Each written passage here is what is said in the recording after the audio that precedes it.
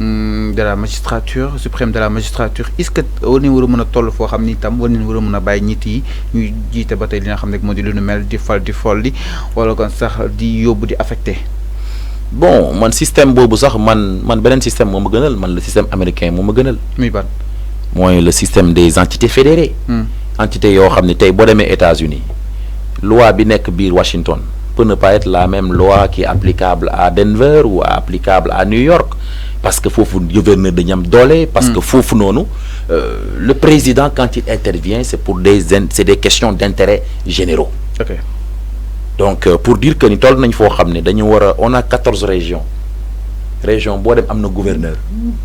donc région bi am ay loi am bi am ay loi am bi am ay loi bon peut-être loi yooyu mën nañ ci bañ a sukkandiku mais je veux dire justement que ni bu ñu nekkee ci dëkk boo xam ne kenn rek mooy décider dafay métti pour dëkk boobu avancer. ok day métti pour dëkk boobu avancer il faut mettre sur place une politique boo xam ne mooy permettre que les décisions soient prises parce que nit ñi am nañ budget am nañu taxawaay nit ñi dañ leen di nommer dans leur région pour que mu am ay coppite yoo xam ne ñoom ñuy dëkk ci région yooyu ñoom ñoo mën a def de sorte que région yooyu avancer. parce que on a aujourd'hui Sénégal boo xam ne ay régions yoo xam ne ñoom kese mën nañu faire de sorte que le pays soit développé. ok si je prends le problème de la Casamance je ne dis pas Ziguinchor mais la Casamance lu muy apporter en termes de fruits et autres c'est extraordinaire mais je te dis que les mangues pourrissent en Casamance les maddes pourrissent en Casamance. les transformation bi c'est ça moom la ñu waxee ci côté industrialisation maanaam boo xoolee ñu naan industrialisation tey war nañu dem ba tey jus de fruits yi ñu fiy naan yëpp ñu koy defaree fii ci réew mi. ok voilà donc foofu lay waxee ni il faut que l'État foofu la pêcher un peu dans le domaine de l'industrialisation même bu nekkee liggéey nañ ko ci côté Diamniadio les parcs et autres mais il faut aller vers l'intérieur du pays parce que exode rural bi nga gis moom moo gën a favoriser encore xale yi ñuy bëgg di génn réew mi bëgg dem à l'Eldorado pour chercher vraiment un avenir qu'on ne comprend pas. alors ñu daal di jëm si li nga xam ne que moo di présidentielle atop 2024 alors ñu si dem nag justement fii si Sénégal ñu gis ni déjà jamono ji nag ñëpp a ngi bindu si yooyu li nga xam ne que moo di liste kii naan may nekk candidat kii naan may nekk candidat donc la pluralité de ces candidatures Bruno en tant que xel ma jëm sol communication est-ce que réellement ñu ñëpp am nañ ambition nekk li nga xam ne que moo di candidat wala ko noo bëgg li nga xam ne mooy soulever wu ñu leen daal di tudd exactement déclaration de candidature yi nga xam ni itam noonu la bëree naka na ko daal di jàngatee. waaw il fallait s'attendre à ça hein mooy li ma wax rek Sénégal plus ñuy avancer plus ñi gën a exigeant. plus parti di gën a bëri plus jeunesse bi di gën a importante plus réclamation yi di gën a bëri donc il faut s'attendre à ce que élection bi nii nga am si tout se passe bien nga am des candidats yoo musul am dans l'histoire du pays. mais parrainage bi obstacle la. waaw parrainage bi nag dinañ si jàll dinañ ko réussir. bon moo tax foofu la parrainage amee importance som parrainage am nay faiblesse som am na importance som mooy aussi on ne peut pas organiser une élection boo xam ne on va avoir 1000 candidats c'est pas possible maintenant il va falloir ñu xool tamit parrainage boobu nan la ñu mën a def de sorte que yenn parti politique yi yenn représentation yi ñooñu ñu mën leen aussi accepter ñu participer ci biir élection yi donc vraiment man je pense que ni le président de la République avec le gouvernement ici en place war nañ ma def de sorte que commencé nañ ko ñu mën a permettre à ce que ñëpp bokk boobu ne veut pas dire que ni voilà dañuy bàyyi ñëpp ñu bokk ci biir. donc jàppoo ni parrainage benn sorte de filtre la. waaw mais c'est filtré maintenant ku nekk yaa xool li nga bëgg a filtrer ah. ñii naan Macky Sall mooy tànn ku ko neex dem jullee ak moom. waaw am nañ ci droit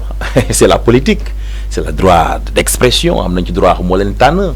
C'est vrai que c'est pas le président de la République qui moom mooy retaan directement il y a benn comité électoral bi fi nekk conseil constitutionnel nekk fii mais quand même je me dis que ni la vraie solution c'est que le président de la République doit continuer ses actions yi nga xam ne mu ngi koy jël depuis un moment loolu bu ko defee dafay descriper la situation dina may nit ñi bañ a wax te dina gën a mën a ubbi yoonam mu génn ci jàmm mën a dellu si waat sax parce qu'il en a le droit 5 ans bëreetul 5 ans bëreetul. il a le droit de revenir maintenant le problème mooy si jamais loolu amul dans quelle situation on va vivre dans ce pays soo bëggee éliminer par exemple bu ñu nee tey Sonko du bokk bu ñu nee Khalifa du bokk bu ñu nee Karim Wade du bokk bu ñu nee Bougane Gueye Dany du bokk mais on se pose la question kan mooy bokk moom président bu bokk léegi kon kan mooy bokk te xam nañ ñun ñëpp l'opposition qui est en place dafa am ay ténor yoo xam ne war nañ mën a bokk ci élection bi pour que sénégalais yi ku nekk tànn li nga bëgg ki nga bëgg mu doon sa président afin que ku nekk choix mu am importance te boo xoolee moo tax tey boo xoolee le taux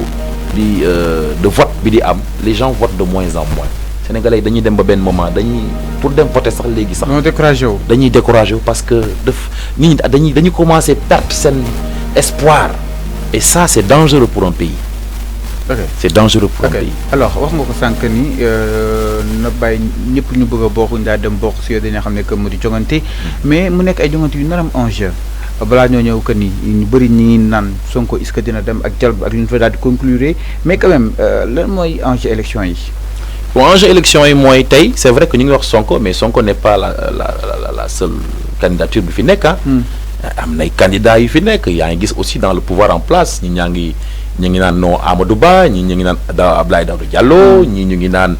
docteur Malick Diop donc y a des profils quand même Sénégal manqué wul profil xëy na dañu xeeb suñu bopp rek mais on a des gens yoo xam ne ñu ngi fii ci réew mi am nañu compétences yi am nañu qualité yi pour pouvoir développer ce pays là mais seulement maintenant c'est la volonté ak bëgg sa réew boobu noonu mooy tax nga def ko candidats yi bëri nañu tout peut arriver dans ces élections là tout peut arriver. Waaw moo tax vraiment la solution serait dem pour changer le paradigme système bi nga xam ni itam Sonko yi ñu ngi koy wax est-ce que système bi c'est changeable entre autres il y a plusieurs enjeux yi nga xam ni itam. waaw ça sera vraiment une bataille politique boo xam ne c'est sur les opinions hein. Sur les opinions moo tax vraiment tey système bi ñuy wax fii nii système bi nag moo construit ñëpp ah. On est là li fi nekk yëpp système beek am. système boo gis am na ay faiblesse am na ay aussi ay. alors projet Pastef pour ñu changer système bi pour yow possible na wala.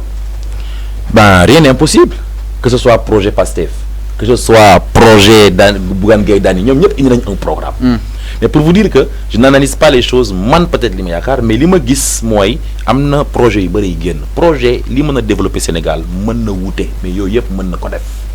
Mais ci kaw lan ci kaw ñu jël en compte l'intérêt des Sénégalais sur tous les grands projets yi ñu fiy def loolu mu ëppal Sénégalais yi solo parce que tey bu ñu demee ba tey pétrole bi ñu am gaz bi ñu am or bi ñu am zircon bi ñu am bu nekkee dañoo def ay projets yoo xam ne c'est plus l'intérêt des pays étrangers mais loolu du dem ça va continuer à avoir des frustrations dans le pays. Sonko mu jàpp ni 10% le Sénégal di am si exploitation jëm si wàllu pétrole bi gaz bi loolu ne sax benn camp bi weddi nañ ko entre donc li nga xam ne que moo di peut-être dosage bi nga xam ne itam Sénégal war na ko am si nga xam ne que moo di si ay matières premières am dafa daal des loolu ba daal si yegg est-ce que tamit loolu duñ soxla suñu baaxam par rapport ak gestion bi nga xam ni itam état yi boobu ba tey mu ngi koy daal di amal donte sax ñoom li ñu woote ko ni gestion sobre et vertueuse waaye est-ce que ñu ngi si. waaw mën nañu nekk ci mais man dama jàpp ni ils peuvent encore faire mieux parce que loolu couteau à double tranchant la gis nga dëkk yi am pétrole gaz ak yooyu noonu yëpp c'est des pays à problème lan moo tax des pays à problème la maanaam bu nekkee dëkk la boo xam ne affaire yi jaarul yoon day indi ay frustration day indi ay conflits mooy indi problème yu bëri tey boo xoolee dëkk yu bëri biir Afrique c'est des pays très riches mais c'est des pays yu nekk ci biir instabilité politique